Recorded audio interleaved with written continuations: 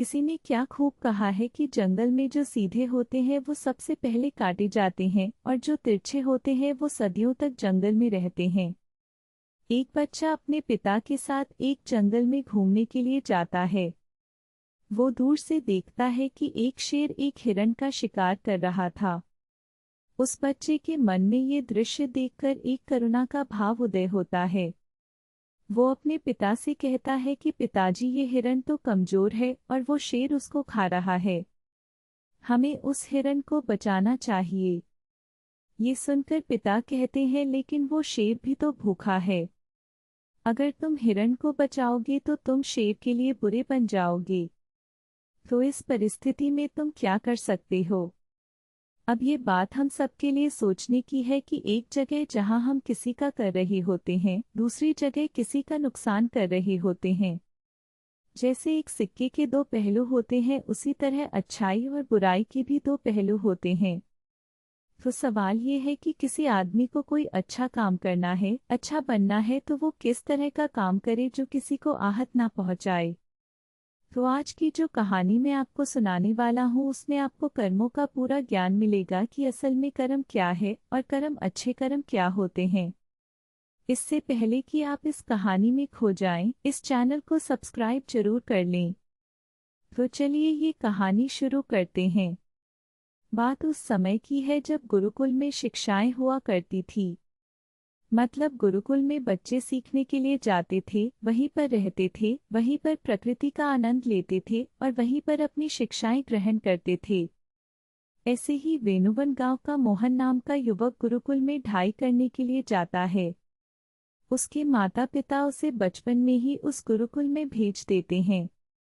गुरुकुल में जाने के बाद बहुत सालों तक वो अपने सहपाठियों के साथ बहुत अच्छी अच्छी शिक्षाएं ग्रहण करता है। उसे वहां पर जीवन के सिद्धांत सिखाए जाते हैं।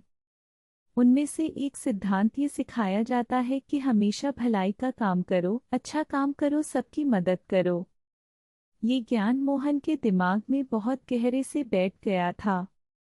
इसीलिए जब वो वापस गुरुकुल से अपनी शिक्षा ग्रहण करके आया तो वो अपने गांव में सबकी मदद करता था, हर किसी का काम करता था। कोई भी युवक उससे कोई काम करने के लिए कहता तो वो मना नहीं करता था। लेकिन जैसे जैसे समय बीतता, एक दिन उसने अपने कानों से छुपकर सुना कि गांव के कुछ युवक उसका मजाक बना रहे हैं।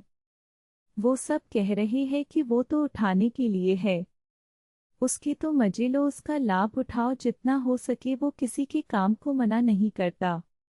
वो दूसरों का काम करने के लिए अपना काम भी देता है। बताओ कितना मूर्ख है। ये सुनने के बाद मोहन के कानों में खून उतर आया। वो निष्पक्ष भाव से सबकी मदद करता था, सच्चे दिल से करता था, लेकिन बदले में उसे क्या मिला? ये सुनकर उसका दिल सहम गया और उसने मन ही मन में निश्चय किया कि आज के बाद वो किसी की भी मदद नहीं करेगा। अब मोहन गांव का ऐसा युवक बन चुका था जो किसी की मदद नहीं करता था। चाहे कोई कितनी भी परेशानी में क्यों ना हो, मोहन को कोई फर्क नहीं था। मोहन का ये बदलाव देखकर सब गांव वाले आश्चर्यचकित रह गए। कल तक जो दया का सागर था, इतना दयालु था, कुछ ही समय में इतना निर्दयी बन गया।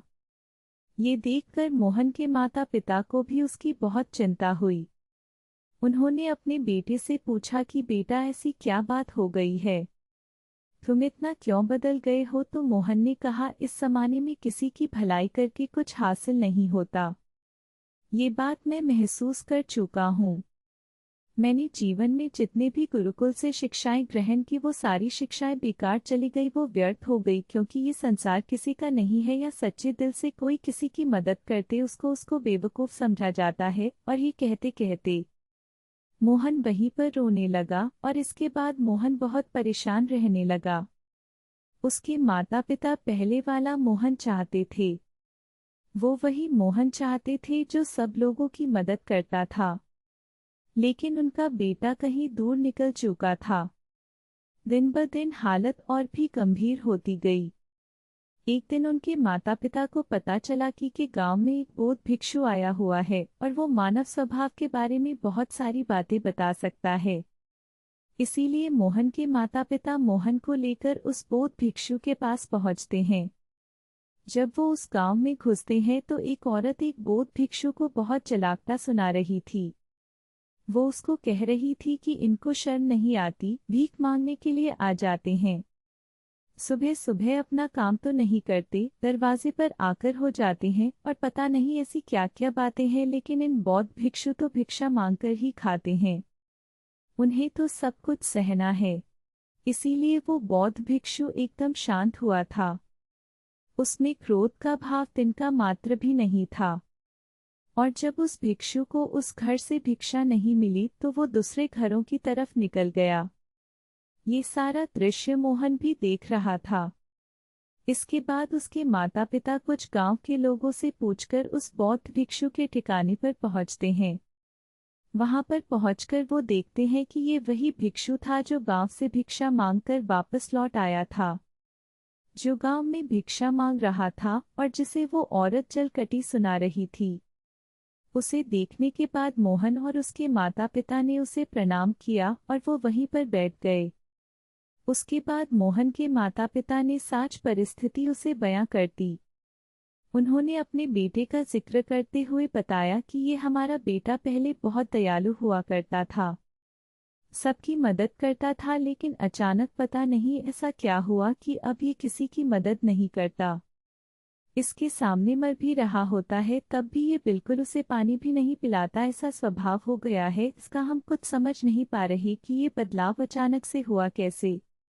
इससे पहले कि वो बौद्ध भिक्षु को जवाब देता, वो औरत जो गांव में उस भिक्षु को जलीकटी सुना रही थी, वो अपने बेटे को लेकर वहीं पर पहुंच गई और हाथ कर उस भिक्षु से प्रार्थना करने लगी कि मेरा बेटा बहुत बीमार है। अचानक से इसे बुखार आया और गांव के लोगों ने बताया कि आप इसकी मदद कर सकते हैं, कृपया करके मेरे बेटे को ठीक कर दीजिए। ये सुनकर वो बौद्ध भिक्षु तुरंत उस बच्चे का उपचार करने में लग जाता है और कुछ ही देर बाद औषधियां देने के बाद वो बच्चा बिल्कुल स्वस्थ हो जाता है। ये सब देखकर वो औरत उसे कुछ भिक्षा देकर प्रणाम करके वापस लौट जाती है। ये सारा दृश्य मोहन भी देख रहा था। मोहन के मन में एक सवाल उठ रहा था और जब वो इसका कोई जवाब नहीं ढूंढ पाया तो उसने उस बौद्ध भिक्षु से पूछा, शायद आपने पहचाना नहीं, ये वही औरत थी जो आपको जलकटी सुना रही थी, जो गांव में आपको भिक्षा देने से मना कर रही थी। शायद आपने उसे पहचाना नहीं तो आप उसकी मदद नहीं करते। ये सुनकर वो बौद्ध भिक्षु मुस्कुराने लगता है। उसके बाद वो बौद्ध भिक्षु मोहन को बताता है कि दूसरों की अच्छाई करने से कुछ अवस्थाओं में दुख मिलता है, लेकिन अगर तुम कर्मों का सिद्धांत समझ लेते हो तो अच्छाई और बुराई, इसके सारे भेद तुम्हारे सामने स्पष्ट हो जाएंगे। मैं भली भांति जानता था कि ये वही औरत है, लेकिन मैंने बिना कोई द्वेष का भाव रखे हुए वही किया जो मेरा कर्तव्य था। जब आप किसी की भलाई या किसी की अच्छाई बिना किसी लालच के करते हो, बिना किसी बदले के करते हो, बिना किसी द्वेष के करते हो, वही अच्छाई होती है। लेकिन अक्सर हम लोग जब किसी की मदद करते हैं तो हमारे मन में यही भावना बन जाती है कि बदले में वो इंसान भी मेरी मदद करे, लेकिन ज़रूरत पर जब वो हमारी सहायता नहीं करता तो हमें दुख होता है। इसीलिए किसी भी इंसान के साथ बिना कुछ पाने के भाव से उसका भला करो, और उतना ही भला करो जितना तुम्हारा सामर्थ्य हो, मतलब तुम्हारी आर्थिक और शारीरिक क्षमता के हिसाब से, ताकि कल को अगर वो इंसान तुम्हारे साथ पूरा व्यवहार भी करे तो तुम्हें उसका खेद ना हो, उसका पश्चाताप ना हो कि मैंने तो इसके लिए इतना कुछ कर दिया और ये मेरे साथ अब ऐसा व्यवहार कर रहा है। इसीलिए किसी का उतना ही भला करो जिससे तुम आहत ना हो। दूसरी बात, किसी दूसरे परिवार के बीच में तुम कभी मत, अगर कोई पति पत्नी आपस में रहे हैं और वो पति अपनी पत्नी को पीट रहा है और तुम उसे बचाने के लिए पहुंच जाते हो कि तुम वही औरत को क्यों पीट रहे हो, तो ऐसा करना तुमको संकट में डाल सकता है, क्योंकि वही औरत जिसकी तुम मदद करने के लिए गए हो वो ये कह सकती है कि ये हमारी आपस की बात है, तुम्हें इससे क्या लेना देना, और इसका तुम्हारे पास कोई जवाब नहीं होगा। इसीलिए दूसरे के फटे में कभी टांग मत हटाना। अगर ऐसी स्थिति कभी पैदा हो जाए, कोई तुमसे मदद मांगे तो दरबारियों तक खबर पहुंचा दो, अदालत उसका फैसला करेगी। तीसरी बात, अपने विवेक का इस्तेमाल करो। अपनी आंखें खोलकर देखो कि किसे वास्तविक रूप से मदद की जरूरत है और कौन ढोंग कर रहा है, क्योंकि अक्सर लोग दया का पात्र होने का दिखावा करके आपको बेवकूफ बनाकर आपसे मदद ले लेते हैं। जैसे कि आज के युग में हम बहुत सारी जगहों पर देखते हैं। बस अड्डों पर, रेलवे स्टेशन पे कि बहुत सारे छोटे छोटे बच्चे भीख मांगते रहते हैं। अब उसमें दो स्थितियां पैदा होती है। अगर आप उनको भीख देते हो तो आप भीख मांगने को देते हो, और अगर भीख नहीं देते हो तो वो बच्चा शायद आज खाना भी ना खा पाए। इसीलिए ऐसी स्थिति में आपको अपने विवेक का इस्तेमाल करना चाहिए। आप उसको पैसे देने की बजाय खाना खिला सकते हो या कुछ किताबें दिला सकते हो। इसीलिए सही तरीके से मदद करने के लिए विवेक का होना बहुत जरूरी है, वरना तो आपके धन का दुरुपयोग ही होगा।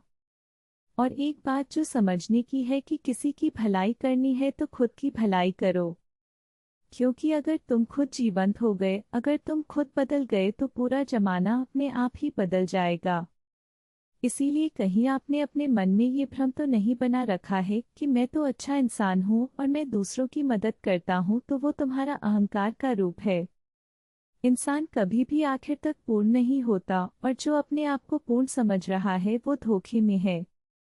इसीलिए दूसरों को बदलने की बजाय खुद को बदलने पर ध्यान दे, और इसके लिए आपको में भी अकेला रहना सीखना होगा। आप सबके साथ है, सब में उपस्थित हैं, लेकिन अंदर से आप एकांत है, अंदर से आप शांत है, अंदर से आप मौन है।